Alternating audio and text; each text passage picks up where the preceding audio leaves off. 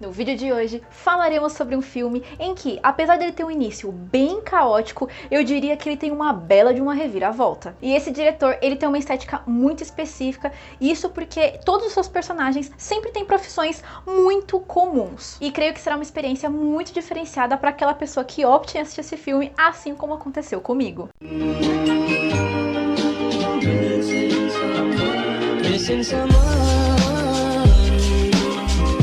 Olá, eu sou a Bianca Matos, aqui do Vídeo Insônia, e aqui no meu canal eu gosto de falar sobre filmes e às vezes sobre jogos bem peculiares. Eu gosto de falar sobre paleta de cor, narrativa, enquadramento e tudo mais. E se você gostou, já deixa o gostei aqui embaixo, se inscreva e ative o sininho para as notificações, porque isso ajuda muito no crescimento do canal. A garota da... Eu sempre falo da Fantástica Fábrica de Chocolate, mano. Eu assisti o Wonka e assisti esse filme em seguida, na minha cabeça ficou...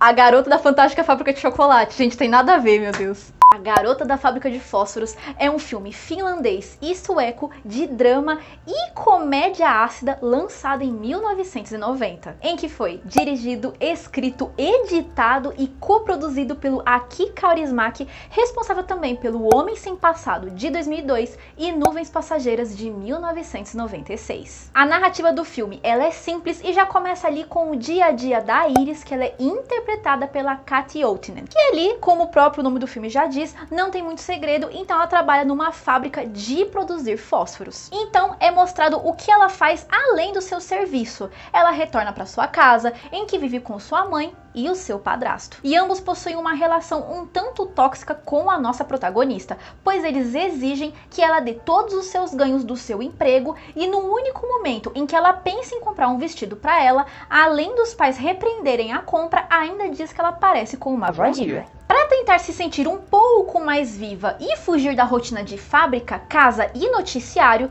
Iris frequenta bailes na esperança de descolar um par para sua vida. E como podemos ver, todas as moças são chamadas para dançar, menos a Iris, que sem muita emoção em seu rosto, ela retorna para casa e torna a continuar a sua vida. Daí vocês lembram do tal do vestido que eu falei para vocês que ela chegou a comprar com o dinheiro do seu salário? Pois bem, apesar dos pais de Iris falarem para ela devolver o vestido e pegar o dinheiro de volta, ela não obedece e opta em sair de casa na mesma noite. Ela então paga por um banheiro público para poder se arrumar, vestir a tal da roupa e, em vez de ir ao mesmo bailinho de costume, acabou usando um pouco e encontra uma boate para frequentar. E nessa mesma noite da boate, ela acaba conhecendo um cara chamado Arne, que ele é interpretado pelo Vesa Vierico, que aparentemente ele trabalha num escritório e ele pertence a uma outra classe social. Parece uma informação besta, mas guardem bem essa informação. Ele anota e ambos acabam passando a noite juntos. No outro dia, Iris deixa até o seu telefone anotado em um papel na casa dele, esperando que ele ligue e tenha um outro encontro. No entanto, além dele pensar que ela era uma prostituta, ele não aceita vê-la novamente. E isso porque ela até força de acontecer um segundo encontro, e quando ele vê onde ela mora, como os pais dela são, e que ela, tipo, meio tem que arcar com todos os gastos,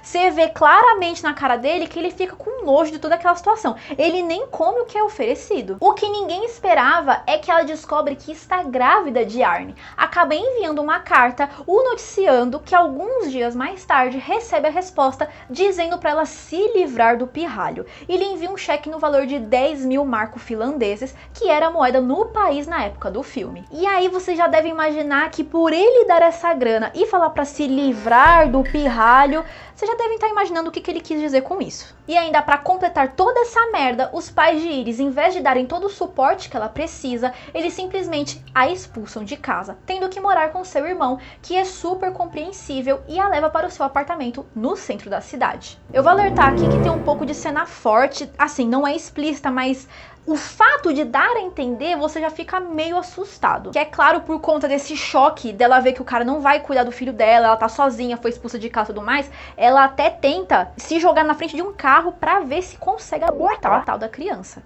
Esse filme fazia anos, mas muito tempo que tava na minha lista pra ver. Era o meu sonho, eu não sei finlandês e por isso mesmo que quando eu vi o pôster com aquele palavrão enorme, eu já fiquei curiosa pra saber do que se tratava aquele filme. E claro, gente, eu fui colocar um tradutor e literalmente aquela palavra enorme, aquele palavrão inteiro é literalmente a garota da fábrica de fósforos. O que, né, me deixou um pouco triste, porque eu achei que seria um título assim mais uau, mas não, realmente só foi traduzido ao pé da letra. E esse filme, eu tô falando que foi anos pra eu ver esse filme, por causa que ele era um pouco difícil de encontrar, mas eu acho que eu tava procurando nos lugares errados. Não é possível. Porque assim, gente, o que acontece, né? Eu não sei se todo mundo aqui que assiste o meu canal é muito adepto de assistir filmes de forma ilegal, mas quando você assiste um filme que não é falado no idioma do inglês, aquele de outro idioma, seja finlandês, francês e afins, existem etapas que você pode fazer para tentar encontrar esse filme. Ou você procura ele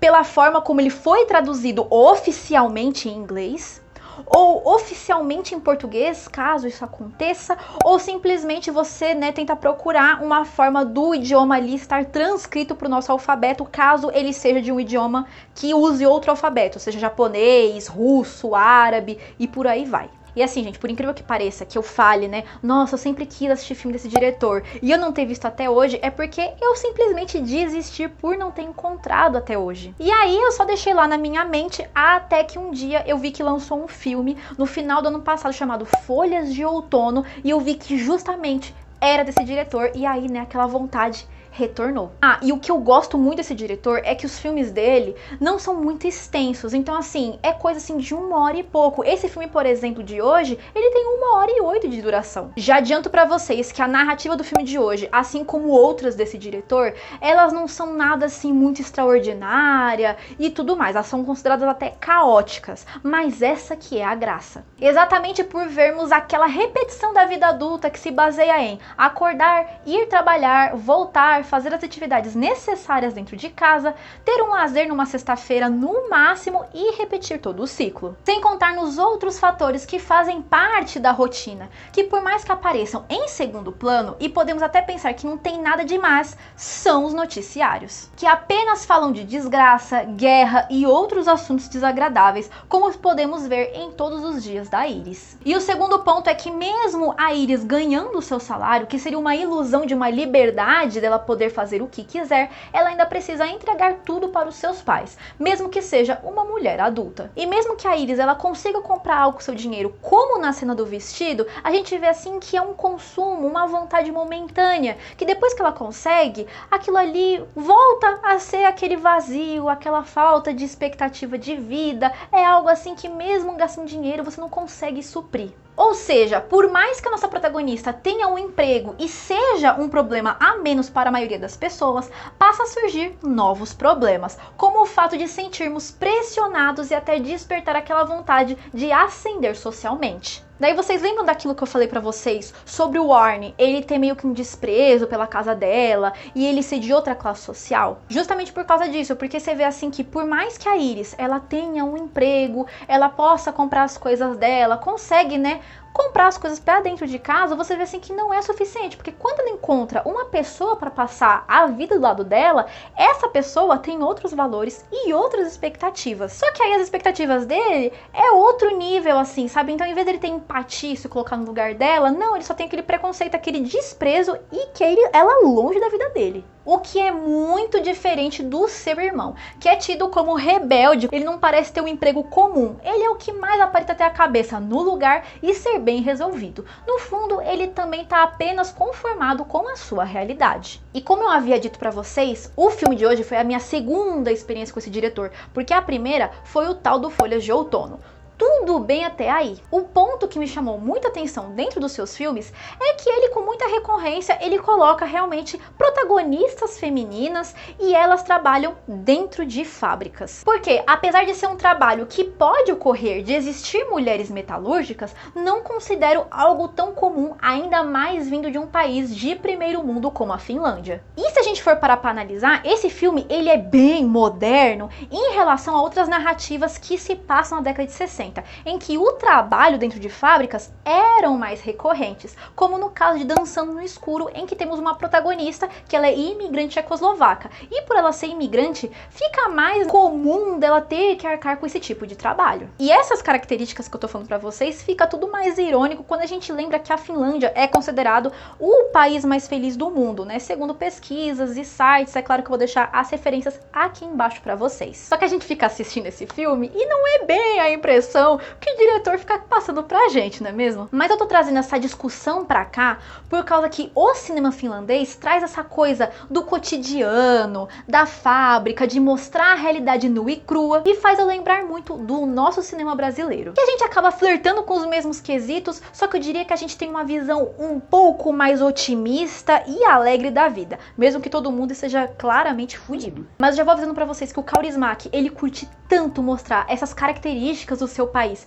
no cinema finlandês, que ele desenvolveu a sua própria trilogia, ou melhor, a sua quadrilogia por conta do último lançamento no final do ano passado. E essa quadrilogia, conhecida como Quadrilogia da Classe Operária ou do Proletariado, é composta por Sombras do Paraíso de 1986, Ariel de 1988, A Garota da Fábrica de Fósforos de 1990 e Folhas de Outono de 2023. A Garota da Fábrica de Fósforos é um filme que traz uma paleta fria e um tanto quanto depressiva na maior parte do seu tempo. Mas que apesar de não ter o objetivo de passar conforto ao telespectador, ele consegue passar esse aconchego ao mesmo tempo. E isso acontece porque existe contraste dentro dos cenários. Eles são ao contrário do que esperamos com aquela paleta. Sempre são visivelmente quentes, bonitos, mesmo em locais mais simples, como na casa da Iris. No entanto, conseguimos notar certos momentos em que algum objeto tem uma cor muito pigmentada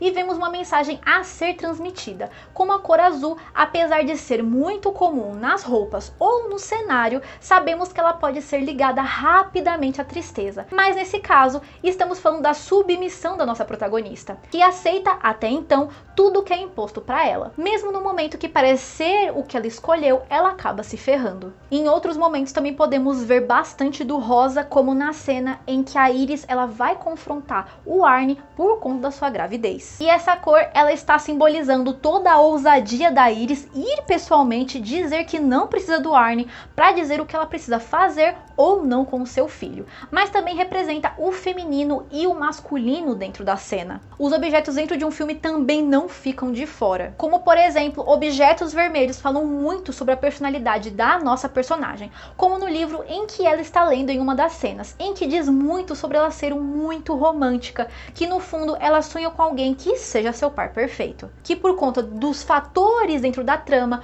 o vermelho ele começa a ficar ausente, trazendo muito o verde em evidência. Em que apesar de ser uma tonalidade muito ligada aos filmes de terror para demonstrar alguma presença maligna, neste momento vemos que ele representa a corrupção dentro da nossa protagonista. Muito por conta de todos os fatores ruins que aconteceram com a Iris, ela se entrega à vingança, em que resolve matar todas as pessoas com o veneno de rato em sua volta. É, gente, vai vendo aquela menininha loirinha do olho claro, magrinha, toda assim, nossa.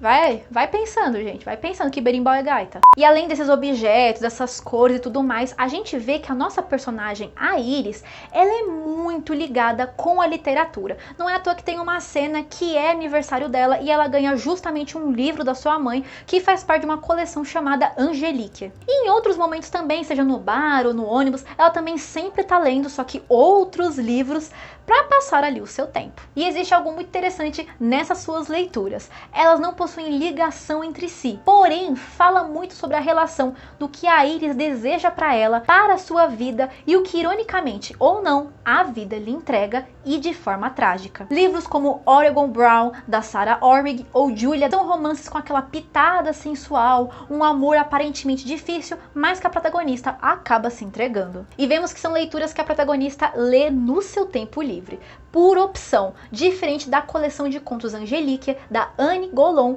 que ela ganha da mãe, em que ficam de enfeite na prateleira apenas pegando pó na sua residência. Justamente por esses contos da série Angelique trazerem apenas uma história envolvendo abuso sexual, perda dos seus filhos e do marido e até sequestro. Daí vocês lembram que eu falei sobre a cor verde no enquadramento, e aí tem uma cena que ela tá tipo no jardim botânico e ela acaba encarando uma flor branca? Pois bem, essa flor, por mais que possa parecer, sei lá, só um detalhe no enquadramento, o diretor achou bonito e quis mostrar no filme, não, fala muito sobre a personalidade da nossa personagem também. Esta flor é da fruta pitaia e assim como a nossa protagonista, que apenas mostra o seu lado maquiavélico no final da história, a flor da pitaia só se revela à noite, em um determinado horário. Sem contar que a simbologia dessa flor fala muito sobre a nossa personagem ter um bom coração. Porém, infelizmente, ela acaba tendo que passar por desapontamentos e até experiências muito dolorosas, podendo ser vistas como abusos também. E para quem se interessou já pelo trabalho desse diretor, eu já adianto para vocês que também a trilha sonora, ela é maravilhosa. Ela é perfeita para dançar, para lavar a louça, para deixar tocando e tudo mais. Sem contar que fica muito evidente que esse diretor, ele gosta de música e música principalmente tocada ao vivo. Não é à toa que é muito recorrente da gente ver os personagens nos seus filmes indo ali num barzinho, numa boate, para ficar ouvindo. Podemos destacar as canções, principalmente aquelas com uma pegada rockabilly, como Come Kitará, do The Strangers, de 1963. Seguida de Seiyokin Sinulaon, de 1989. E por último, o tango finlandês Satuma, performado pelo Reijo Taipale, de 1981. A Garota da Fábrica de Fósforos foi um filme que poderia ter participado de tudo que foi premiação, mas acredito que por conta do idioma e por conta das pessoas não terem o costume de explorarem o cinema finlandês, infelizmente isso não aconteceu. Apesar disso, durante o Festival Internacional de Cinema de Berlim, ganhou o prêmio Interfilme como melhor filme em 1990, seguido do prêmio Jussi, um dos principais eventos da indústria cinematográfica na Finlândia, ganhando como melhor diretor, melhor atriz coadjuvante e melhor ator coadjuvante em 1991. E o filme que indicarei hoje é Para Sempre Lilia, um longa dano-sueco de drama e criminal lançado em 2002, em que foi dirigido pelo Lukas Moodysson, responsável também por Amigas de Colégio de 1998 e Bem-vindos de 2000. Já que a gente falou sobre um filme hoje que não tem o inglês como seu idioma principal e protagonizado por uma mulher, eu lembrei logo dessa indicação de hoje. E aí tem dois fatores que também fazem eu indicar esse filme pra vocês, que inclui a paleta de cor, que ela também é fria, então passa aquela sensação de depressão, solidão e desconforto pro telespectador, e também a trilha sonora, que ela é maravilhosa, ela é muito boa. Já no começo, assim, a primeira canção, ele já tá com Rammstein assim pra gente ouvir e ficar quieto. Lilia tem 16 anos e vive em um subúrbio, em algum lugar da União Soviética. Sua mãe a abandona e vai embora para os Estados Unidos. Lilia espera que ela lhe envie algum dinheiro, mas após algum tempo sem receber notícias, ela fica desesperada e se torna prostituta. Nisso, ela se apaixona por Andrei, que a convida para iniciar uma nova vida na Suécia, mas tudo fica pior do que já estava. E você, já assistiu ou já ouviu falar sobre a Garota da Fábrica de Fósforos? Me deixa aqui embaixo nos comentários. Você também pode me dar alguma dica de algum filme ou algum jogo que eu posso trazer aqui pro canal e contar mais detalhes como vocês já estão acostumados. E se você gostou, já deixa o gostei aqui embaixo, se inscreva e ative o sininho para as notificações, porque isso ajuda muito no crescimento do canal. E a gente se vê no próximo vídeo. Beijinhos!